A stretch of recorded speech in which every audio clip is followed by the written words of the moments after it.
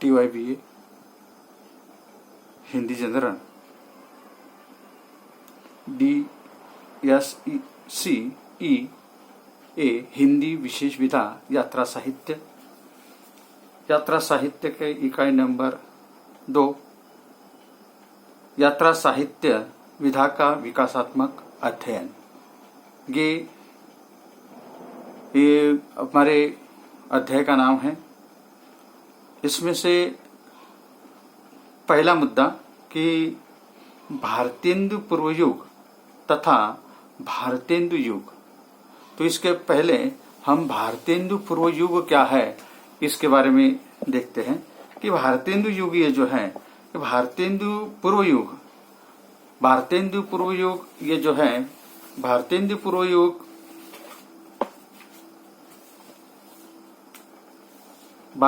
युग में यात्रा साहित्य का विकास हो चुका था, पर उसका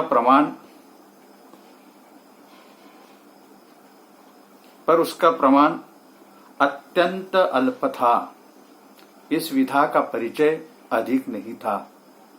भारतेंदु पूर्व युग में वैदिक काल, प्रागैतिहासिक युग, ऐतिहासिक युग, हिंदी युग आदि बिंदुओं का अध्ययन करना आवश्यक होता है। वैदिक काल ये जो है कि वैदिक काल 1500 ईसो पूर्व से 1200 ईसो पूर्व को वैदिक काल कहा जाता है। वैदिक काल में यात्रा मार्गों का तथा यात्रा के लिए उपयुक्त वाहनों का वर्णन मिलता है। वैदिक काल में यात्रा करना कितना संकटमय, भयंकर और दुर्गम होता होगा, इसकी कल्पना करना भी असंभव है। उस काल के संस्कृत तथा तमिल साहित्य फिर भी यात्रा वर्णनों से भर पड़े हैं। ऋग्वेद, अथर्ववेद, पुराण, सूत्र, ब्राह्मण ग्रंथ आदि में यात्रा वृत्तांत के कई उदाहरण मिलते हैं। ऋग्वेद विश्व वाङ्मय में यात्राओं तथा मार्गों का उल्लेख है। वैदिक काल ये जो है कि वैदिक काल में यात्रा के उद्देश्य लगभग आज जैसे ही थे, जैसे व्यापार, साहसिकता, धर्म प्रचार, तीर्थ, मनोरंजन आदि समुद्रित व्यापारियों की कर्मठता तथा साहसिकता की प्रशंसा की जाती थी। व्यापारी बड़े कर्मठ हैं, व्यापार के लिए वे सारे समुद्रों को पार करते हैं। ऋग्वेद में यात्राओं के वर्णन पाए जाते हैं। उस समय यात्रा उत्सुकतावश साहसिक भाव के कारण मनोरंजन के लिए तथा मछलियां पकड़ने के लिए की जाती थी, ऐसा कहा गया है। विदेशों में व्यापार, युद्ध, धर्म प्रचार समुद्री यात्रा के बाद तथा अश्व के विकास के बाद ही संभव हुआ होगा।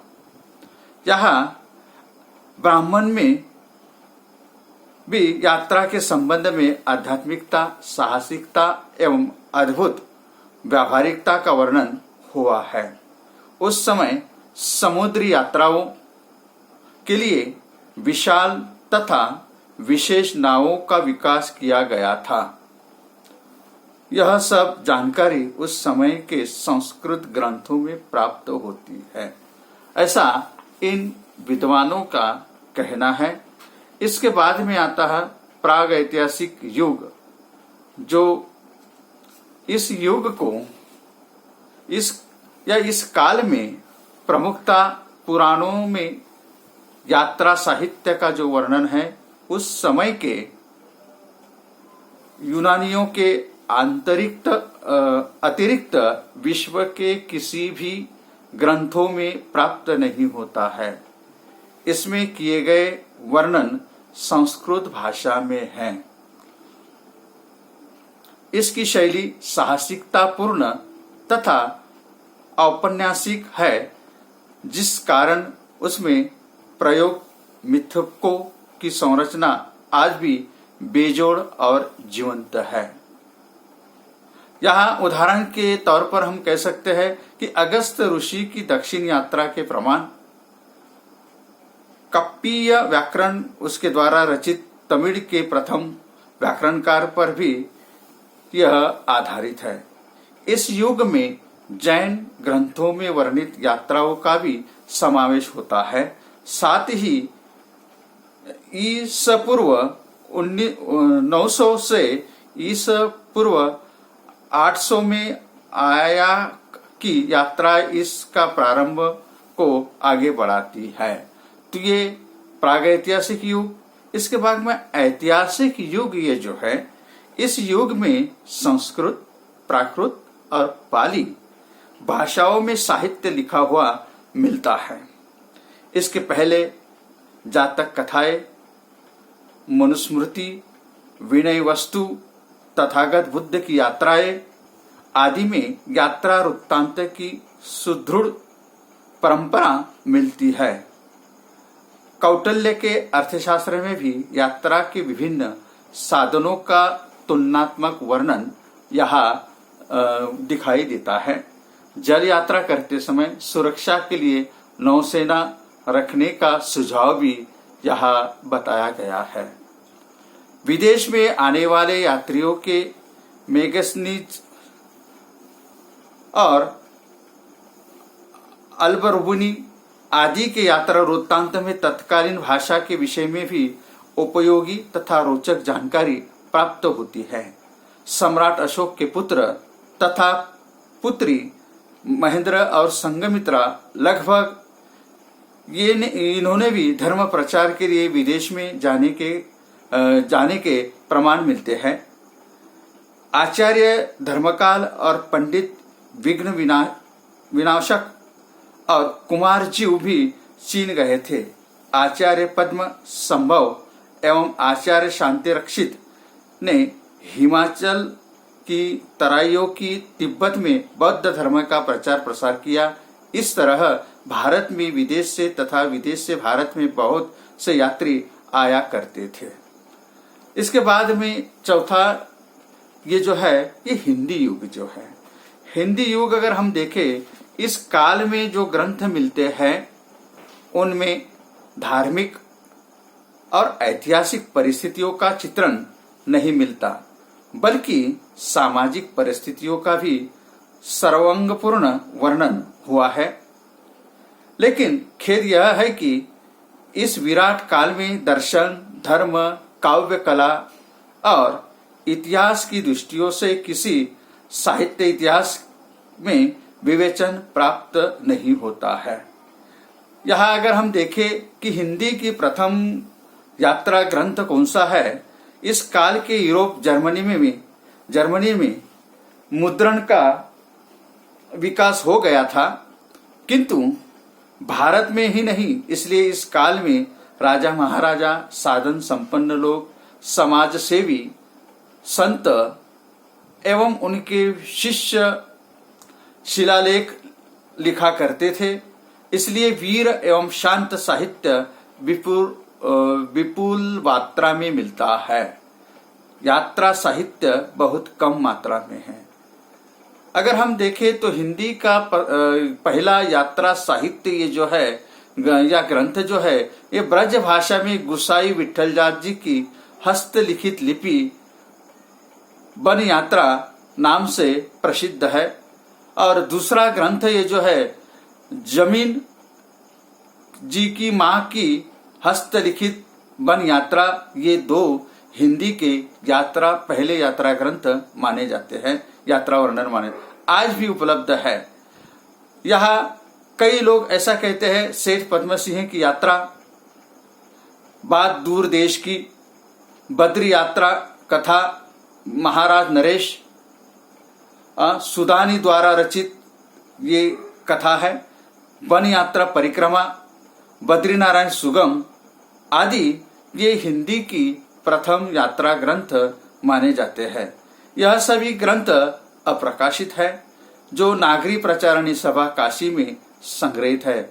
बात दूर देश की यह हस्तलिखित ग्रंथ हिंदू विश्वविद्यालय काशी में है। जैन कवि बनारसी दास द्वारा 1641 में लिखित अर्ध कथानक नामक आत्मकथा का भी इसमें वर्णन मिलता है। इस तरह से ये जो है ये कथा यात्रा साहित्य अर्ध कथानक वर्तमान के यात्रा साहित्य से अधिक रोचक एवं समृद्ध है।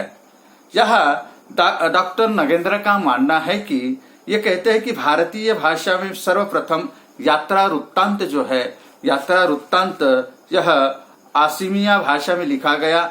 17वीं शताब्दी में अर्जुन दास बैरागी और रतन कदले शर्मा राजा रुद्र सिंह के दूत बनकर त्रिपुरा गए थे और वहां उन्होंने ये ग्रंथ यात्रा वर्णन का वर्णन किया हुआ था। तो ये था भारतेंदु पूर्व युग और इसके बाद में आता है भारतेंदु युग। यह भारतेंदु युग जो है ये भारतेंदु युग 1868 से लेकर 1900 तक चलने वाला ये युग है। हिंदी साहित्य में भारतेंदु से ही यात्रा वृत्तांत लिखने की परंपरा का सूत्रपात हुआ है, ऐसा माना जाता है। भारतेंदु ने जो सरयू पार की यात्रा, लखनऊ की यात्रा, मेहदलवाल की यात्रा, हरिद्वार की यात्रा एवं वैद्यनाथ की यात्रा आदि यात्रा वृत्तांतों में प्रकृति सौंदर्य, रीति रिवाज, खान पान एवं दैनिक जीवन की छोटी छोटी बातों का वर्णन अत्यंत रोचकता के साथ किया हुआ दिखाई देता है। भारतेंदु में ने पुस्तककार के रूप में श्रीमती हरदेवी की मेरी लंदन यात्रा, यह यात्रा साहित्य प्रथम मुद्रित ग्रंथ माना जाता है।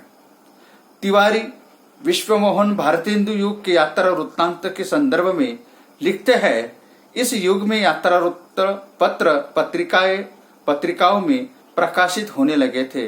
उस समय 1850 ईस्वी में के पूर्व तक की यात्रा वृत्तांत में तीर्थ भावना ही अधिक मिलती है या दिखाई देती है, किंतु इससे किंचित भिन्न थी एक पैदल यात्रा। आगरा से प्रकाशित होने वाली यह साप्ताहिक समाचार पत्र बुद्ध प्रकाश के 31 अगस्त 1853 में ये इसका अंकन हुआ और पैदल यात्रा प्रकाशित हुई थी।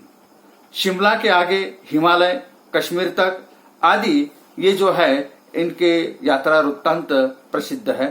यहाँ जिसमें प्रकृति के सौंदर्य वर्णन, पर्वत शिखरों की ऊंचाई में उस अनाम यायावर के ईश्वर की ऊंचाई का वर्णन या उसके दर्शन यहाँ होते हैं। भारतेंदु युग साहित्यकारों ने भी यात्रा का वर्णन कराने की ओर अपना ध्यान आकृष्ट किया है। भारतेंदु युग यात्रा साहित्य में रेल यात्रा का कारण वृद्धि हुई है, ऐसा इनका मानना है। इसी युग में छपाई मशीन का आगमन होने से भी यात्रा साहित्य का विकास हुआ है। भारतेंदु युग यात्रा साहित्य की दो विशेषताएं बताता है। इसमें दो विशेषताएं है कि विदेश यात्रा का बढ़ता आकर्षण, तीर्थ यात्रा के प्रति बढ़ती रुचि आदि इनके उल्लेखनीय दिखाई देता है। यहाँ उन्होंने बताया हुआ है कि लंदन यात्रा जो 1883 में हुई, लंदन का यात्री ये 1884, मेरी पूर्व दिग यात्रा 1885 और मेरी दक्षिण दिग यात्रा जो 1886 में प्रकाशित, ब्रज विनोद, बद्री केदार यात्रा एवं ब्रज यात्रा आदि विशेष रूप से उल्लेखनीय मानी जाती है। तो इस तरह से यह भारतेंदु युग था। भारतेंदु युग में जो उल्लेखनीय जो रहे हैं, राजा शिव प्रसाद सितारे हिंद की सवानेह उमरी, अज्ञात लेखक की विलायत की यात्रा, देवी प्रसाद खत्री की रामेश्वर यात्रा एवं साधु चरण प्रसाद का भारत भ्रमण, ये जो रचनाएं हिंदी यात्रा साहित्य में बहुत प्रसिद्ध है भारतेंदु युग में।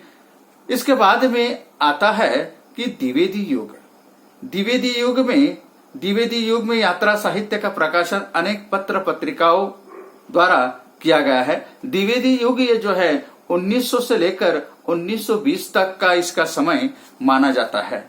यहाँ इस युग में यात्रा विषयक अनेक साहित्यिक ग्रंथों का निर्माण हुआ है।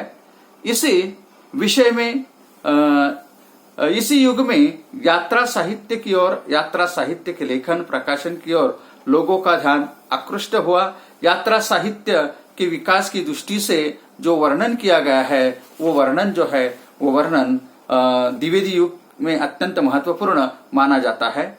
इस काल के साहित्यिक, राजनैतिक, धार्मिक, पंडित, संस्कृत प्रचारक आदि तथा अनेक क्षेत्रों से लोग आगे आए और यात्रा साहित्य को पुष्ट किया हुआ है। यात्रा साहित्य के विकास में द्विवेदी युगीन कई साहित्यकारों का विशेष योगदान रहा है। द्विवेदी युग का आरंभ सरस्वती पत्रिका के प्रकाशन के साथ हुआ है।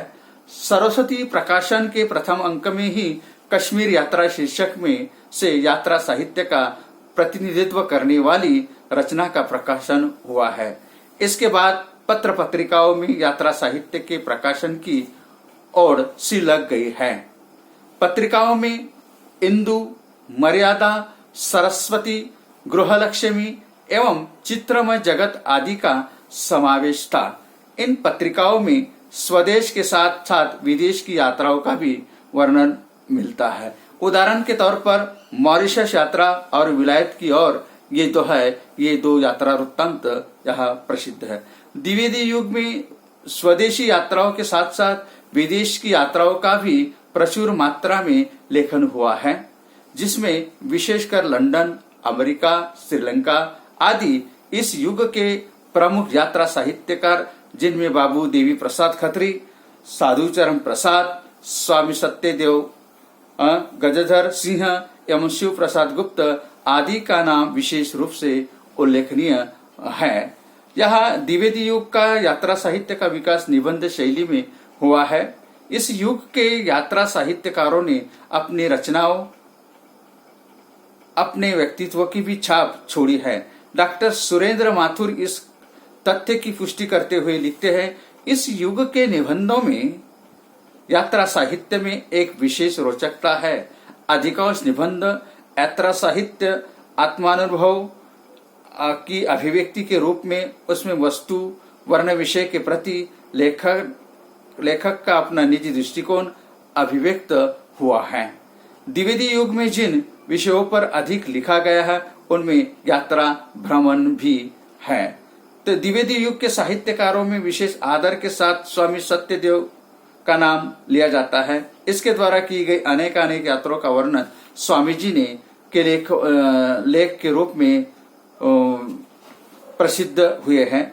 स्वामी जी का स्वभाव यायावर की रुत वाला था। इस संदर्भ में दीनानाथ शर्मा लिखते हैं, वास्तव में परिव्रजक जी के मूल मंत्र में विश्वास रखते थे और पूर्ण आस्था के साथ जीवन पर्यंत उन्होंने इसका पालन किया। दुर्गम प्रदेशों और अत्यंत उपात्तों की यात्रा के परिजन के लिए अदम्य साहस एवं आत्मबल का परिचय यहाँ दिखाई देता है। यहाँ उन्होंने बताया हुआ है, स्वामी सत्यदेव परिजन के इस युग के सर्वाधिक उल्लेखनीय यात्रा साहित्य के लेखक है, जिसमें उन्होंने बताया अमेरिका दिग्दर्शन, अमेरिका भ्रमण, मेरी कैलाश यात्रा आदि इस युग के लेखकों की यात्रा यहाँ दिखाई देती है। द्विवेदी युग के कुछ प्रमुख ग्रंथकार और लेखक हैं।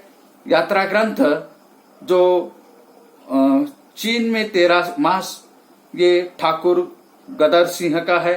बद्री प्रकाश यात्रा 1901 में देवी प्रसाद खत्री का है।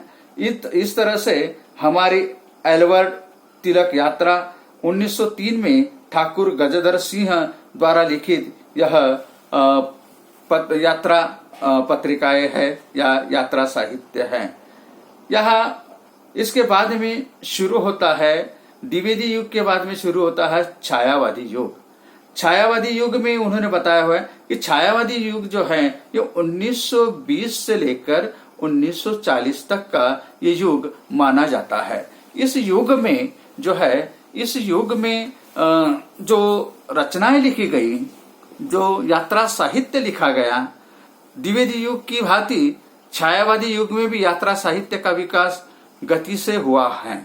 ये गति से हुआ है और गति से हुआ यात्रा वृत्तांत लेखन का वर्णन पर्याप्त प्रचलन रहा है। इस युग की प्रमुख विशेषता यह रही है कि इस युग के विदेशी यात्रा वर्णन प्रचुर मात्रा में मिलते हैं। साहित्यिक एवं स्वतंत्र विधा के रूप की प्रतिष्ठा और लोकप्रियता इस विधा का मुख्य आकर्षण है। साहित्य की एक स्वतंत्र विधा के रूप में ये प्रतिष्ठा है, लोकप्रियता है, इस युग की देन है। यात्रा साहित्य को दिशा और विशिष्ट पहचानने वाले साहित्यकार, उसमें सबसे महत्वपूर्ण राहुल सांकृत्यायन, छायावादी युग में ही सृजन कार्य प्रारंभ किया। प्रमुख यात्रा लेखक स्वामी सत्यदेव का यात्रा साहित्य इस युग में अधिकतर लिखा हुआ मिलता है। इस युग छायावादी युग में सरस्वती, इंदु, चांद, सुधा, माधुरी, विशाल भारत, कुमुदिनी आदि पत्रिकाओं का यात्रा साहित्य भी श्री रुद्धि में उल्लेखनीय योगदान रहा है। पुस्तक रूप में छपने से पहले ही इन पत्र पत्रिकाओं के माध्यम से यात्रा वृत्तांत छपते रहे हैं। इन पत्रिकाओं में देश देशांतर के यात्रा अनुभव पर आधारित अर्धशती यात्रा वृत्तांत समय समय पर प्रकाशित होते रहे हैं। द्विवेदी युग के छायावादी युग में ही हिंदी यात्रा साहित्य के प्रमुख लेखकों में स्वामी सत्यदेव का यात्रा लेखक रहे हुए हैं। इनका रचनाकाल द्विवेदी युग से लेकर छायावादी युग तक फैला हुआ है। स्वामी जी की सर्वाधिक रचनाएं इस युग में प्रकाशित हुई।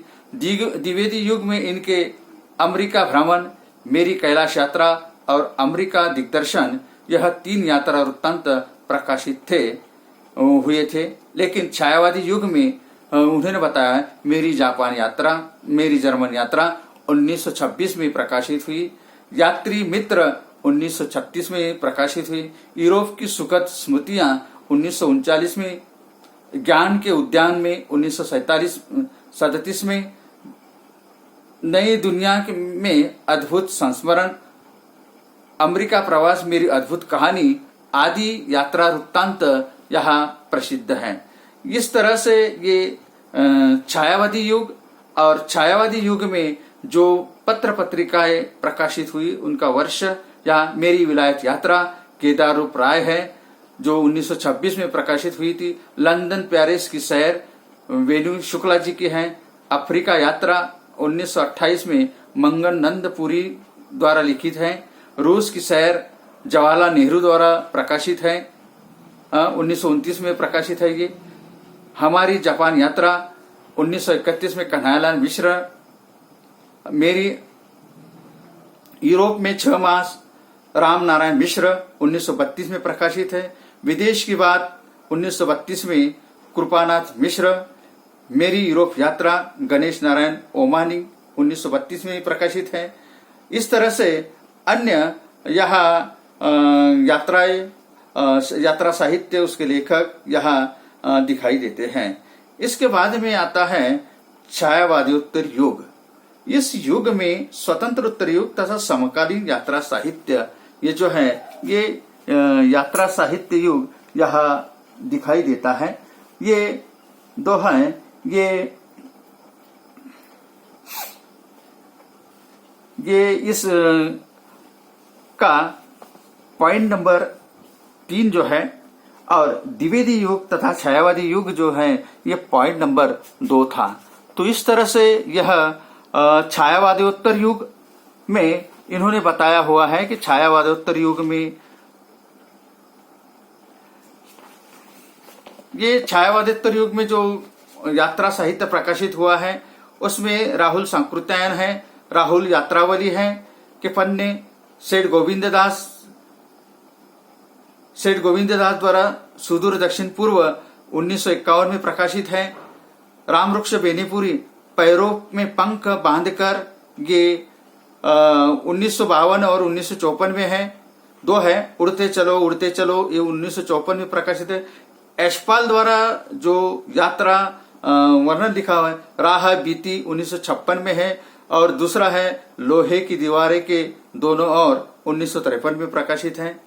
यशपाल जैन और भगवत चरण उपाध्याय रूस में 46 दिन वह दुनिया में एक 1952 के रूप में 1952 में प्रकाशित हुई। स्वामी सत्यानंद भक्त मेरी अफ्रीका यात्रा, ये सत्यलोक यात्रा 1952 में प्रकाशित है। इस तरह से यह कई यात्रा वृत्तांत यहाँ दिखाई देते हैं। मतलब स्वतंत्र उत्तर काल में जो यात्रा साहित्य लिखा गया है, उस यात्रा साहित्य में ये कुछ महत्वपूर्ण जो विशेषताएं थी, वो विशेषताएं यहाँ मैंने आपको संक्षेप में बताने की कोशिश की है। अब उसके बारे में थोड़ी चर्चा करते हैं कि भारत देश की स्वतंत्रता मिलने का समय ही था। स्वतंत्रता प्राप्ति के बाद भारत देश के अन्य देशों के साथ सांस्कृतिक और राजनैतिक तथा अन्य संबंध द्विगुणित हुए हैं। पर्यटकों के साथ साथ कलाकार, राजनायक तथा साहित्यकार भी विदेश यात्रा के पर्याप्त सुअवसर प्राप्त हुए। इसलिए छायावादोत्तर युग में विशेष वैविध्य, रचना शिल्प तथा परिणयम, इन तीन दृष्टियों से छायावादोत्तर युग और स्वतंत्रोत्तर युग में यह यात्रा वृत्त अपने पूर्ववर्ती युग से अधिक संपन्न एवं समृद्ध माना जाता है। इस युग में कई छात्र पढ़ाई के लिए विदेश में जाने लगे। प्रगतिवादी आंदोलन की फलस्वरूप कई लोगों ने इन्हें साम्यवादी देश की यात्रा प्रारंभ की और कई लोगों ने इन सब का सुखद परिणाम हिंदी यात्रा साहित्य की समृद्धि पर हुआ है। यात्रा साहित्य अधिक उन्नत, संपन्न एवं समृद्ध हुआ है। इनमें से कुछ प्रमुख यात्रा लेखक जिनका योगदान इस युग के साथ साथ छायावादी युग में भी रहा है, जिनका यात्रा वृत्तांत छायावादी युग में प्रकाशित हुए थे, तो ये इनमें हैं स्वामी सत्यदेव, राहुल साकृत्याय, कन्हैयालाल मिश्र प्रभाकर, सेठ गोविंददास और जवाहरलाल नेहरू आदि नाम उल्लेखनीय हैं। तो यहाँ ये जो है ये यहाँ बताया गया है। इसके बाद में ये इस यात्रा का मतलब इस इकाई नंबर 2 का भाग है यात्रा साहित्य के प्रमुख साहित्यकारों का वर्णन। ये जो है यात्रा साहित्यकार के प्रमुख रचनाकारों का वर्णन, ये जो है ये इसमें हम देख सकते हैं कि इसमें माधव प्रसाद स्वामी सत्यदेव हैं। सत्यदेव के बाद में आते हैं राहुल सांकृत्याय हैं। राहुल सांकृत्याय के बाद में आते हैं सेठ गोविंददास हैं। सेठ गोविंददास के बाद में आते हैं यहाँ डॉक्टर धीरेन्द्र वर्मा, डॉक्टर भगवत चरण उपाध्याय, ये आदि उल्लेखनीय नाम जो है सच्चिदानंद हीरानंद वात्स्यायन मतलब अज्ञेय का भी इन लोगों के इसमें धर्मवीर भारती हैं। धर्मवीर भारती के बाद में आता है विश्वनाथ प्रसाद तिवारी हैं। ये जो लेखक जो हैं, ये लेखक अन्य यात्रा साहित्यकार और उनकी यात्रा रचनाएं जो हैं, इसमें यशपाल है, रामधारी सिंह दिनकर है, उसके बाद में गोपाल प्रसाद व्यास है, प्रभाकर माचवे है। इन यात्रा साहित्यकारों का योगदान बहुत ही महत्वपूर्ण माना जाता है। या धर्मवीर भारती के बारे में आप जानते हैं,